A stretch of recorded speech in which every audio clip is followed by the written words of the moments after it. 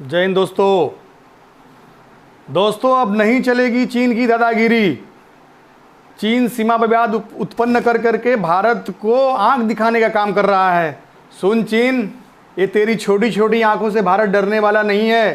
तेरी छोटी आंखों को निकालकर गोटी खेलने का भारत का सैनिक काम करेंगे, कभी डोकलाम में, कभी कहीं। तो ये सब क्या तिब्बत समझ रखा है भारत को? ताइवान समझ रखा है? तेरे बंदर घुड़कियों से भारत डरने वाला नहीं है। बामनिज्म तुमको जितना फैलाना हो फैला लो। तुम अपने सैन्य शक्ति का उपयोग किस लिए करते हो पूरा विश्व जानता है। विश्व में जब तुम अलग थलग पड़ गए थे, पश्चिमी देश इंग्लैंड अमेरिका तुम्हारा विरोध कर रहे थे, तो भारत तुमको समर्थन करता था। भारत तुमको यूएन में तुम्हारा विरोध हुआ, लेकिन भारत ने समर्थन किया।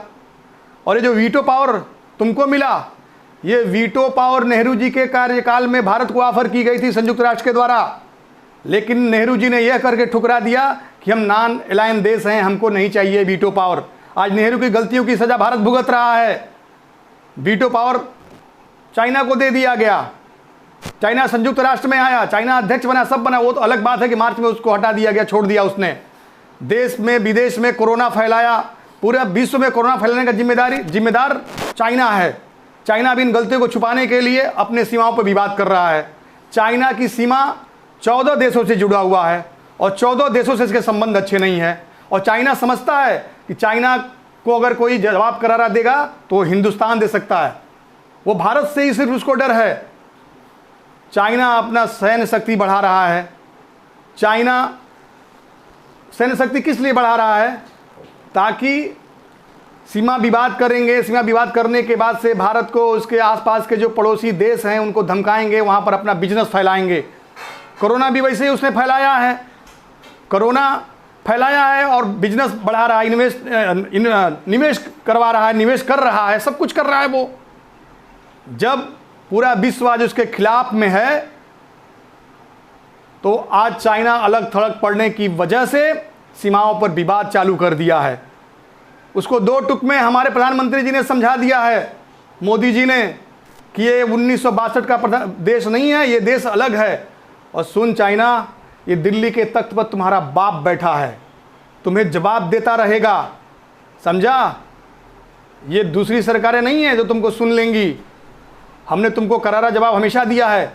वो बात अलग है कि तिब्बत में तुमने कब्जा किया, लेकिन पंचशील के हस्ताक्षर के बाद उस सिद्धांत पर हस्ताक्षर किया गया, दोनों देशों ने किया था। 1962 में जब लड़ाई हुई थी तो दोनों देशों ने एक पंचशील बनाया था, जिसमें ये लिखा हुआ था कि हम आपकी संप्रभुता को मानेंगे, आप मेरी संप्रभुता को मानेंगे, हम एक दूसरे को समर्थन करेंगे, हम कोई युद्ध नहीं करेंगे।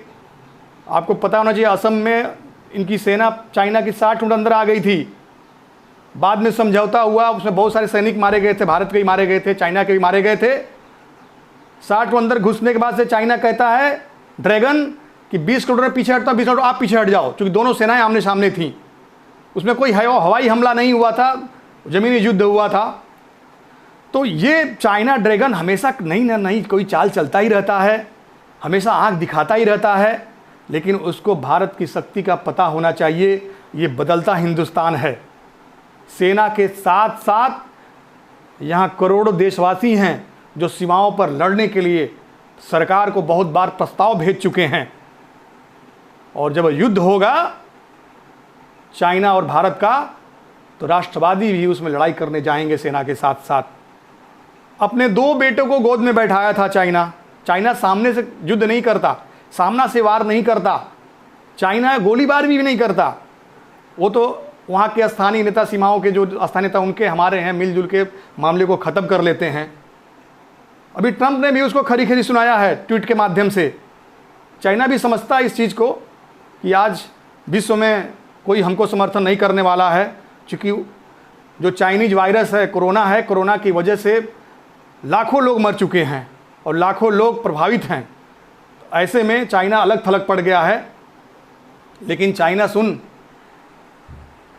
तू जो 2 अपने बेटों को अपने गोद में बैठाया था, पहले तो पाकिस्तान को उकसाता है कि तुम भारत से ये करो, तुम भारत से ऐसा बोलो।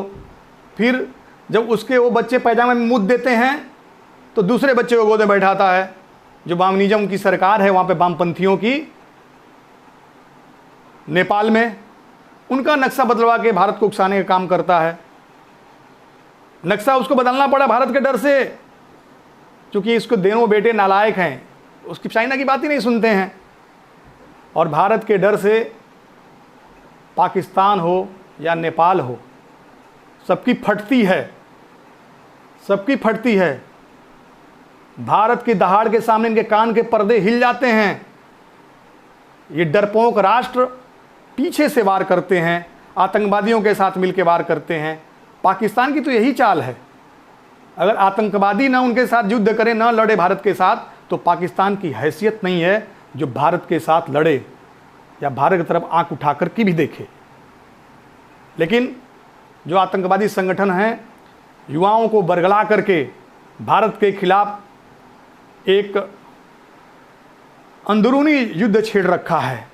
लेकिन अभी पाकिस्तान अलग थलग पड़ गया है। पीओके के लोग भी भारत में आस्था जता रहे हैं।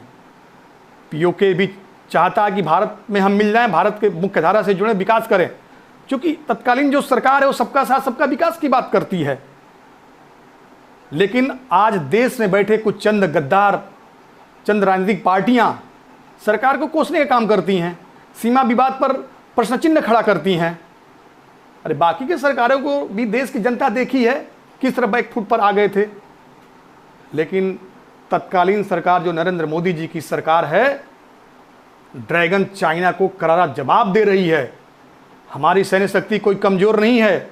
आज एशिया में हम भी पावर रखते हैं, एशिया के अंदर हमारा भी है। जब से स्वदेशी की बात आई है ना, तब से चाइना चिढ़ चुका है कि बाबा स्वदेशी आएगा तो हमारे देश का व्यापार का क्या होगा, हमारा क्या होगा।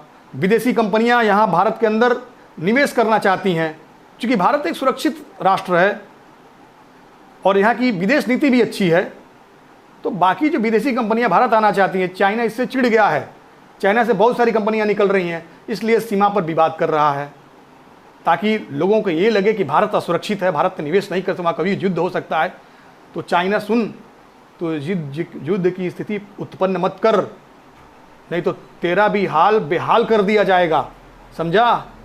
आज पूरा विश्व तुमसे चिढ़ा हुआ है, तो अपनी छोटी छोटी आंखों से भारत की तरफ तरेरना छोड़ दे चाइना, और जियो और जीने दी के सिद्धांत पर काम करो। भारत को अगर आंख दिखाओगे तो ये दूसरी सरकार है, तुम्हारे कान के पर्दे हिला देगी, तुमको नेस्तनाबूद कर देगी। ये तुमको सोचना होगा। जय हिंद, जय भारत।